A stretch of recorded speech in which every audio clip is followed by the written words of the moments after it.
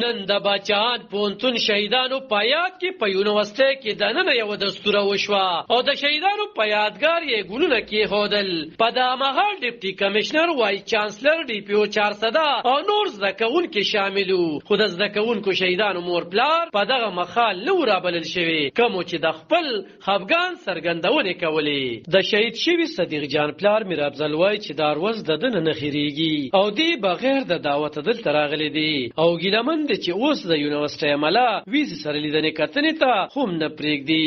دا راز خو زمانه نه هېرېږي، نه زمانه هېرېږي، نه د مور نه هېرېږي که نه، خو زمونږ په اړه تېرېږي. ما ته د چانسلر صاحب وایي چې ته درخواست راوړه، ما درخواست راوړو. بیا هغه کسانو زه هغه ته ملاقات ته نه پرېږد. کله به وایي دا ګورنر لتلی، کله وایي وزیر اعلی لتل او زه به رالم او دلته به په سپینه ګیره ګرځېدم، خو هغه را سره میلاو نه شو. هغه مونږ پې دومره شي عمر یې په کټ زمان دغه حال دی. بچي شته نور خو دا کشر بچي او قابل خدمتي هر ځای کې به په خدمت کې وړاندې دا پیښه په کال 2014 کې په 16 جنوري سحر مخالمه ته راغلی و چې پکې 13 زده کوونکي او نور عمله شهیدان شوي وو. خو نن د اومې کلیزې په مخال زده کوونکو یو لاریون هم وویستو او د امن غوښتنه یې کوله. د پوهنتون د ویسي بشیر احمد نه چې کله د مور پلار د نه رابللو پوښتنه وشوه نو هغه وویل چې هغوی به په بله ورځ رابلل کېږي. موږ نه کوم اف سی اغشتي وو، هغه اف سی موږ ته واپس ریپورټ کی او موږ یې راکړي چې زمونږ د سکیورټي انشور شي. دا یو ریپورټ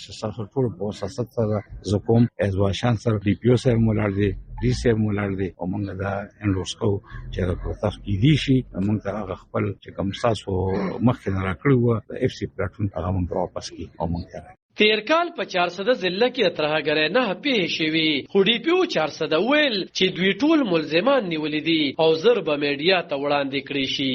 तमाम cases trace हो चुके हैं, अरेस्ट भी हैं उसमें कुछ, और बहुत जल्द हम आपके सामने वो पेश भी कर देंगे. मैं आपको बता देना चाहता हूं कि इसमें कामयाबी मिल चुकी है. د خیبر پختونخوا د پولیسو دویم مشر ای جی محمد علي بابا خیل په دسمبر په 13 مطبوعاتو ته ویلي وو چې تیر کال په صوبه کې 106 ترهګر وژل شوي دي او په دغه جګړه کې 113 پولیس هم وژل شوي او 110 جوبل شوي دي. هغه ویلي چې 806 ترهګر نیول شوي او په دې کې د 90 ترهګرو د سرونو قیمتونه هم مقرر شوي دي.